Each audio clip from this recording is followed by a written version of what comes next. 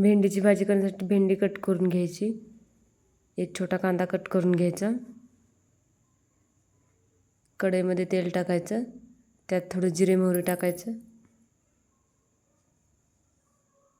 मग कांदा टाकायचा, जिरे मोहरी कडून झाले की कांदा मस्त लाल होईपर्यंत फ्राय करायचा।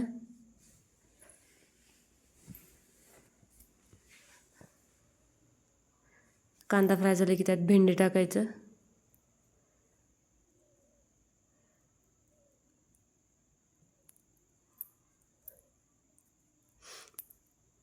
भेंडी पण मस्त फ्राय करून घ्यायची।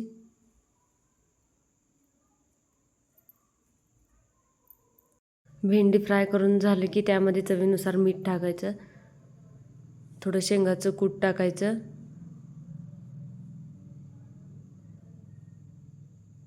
थोडं कांदा लसूण मसाला टाकायचा, लाल तिखट टाकायचं। अशा प्रकारे रेडी आपली भाजी भेंडीची।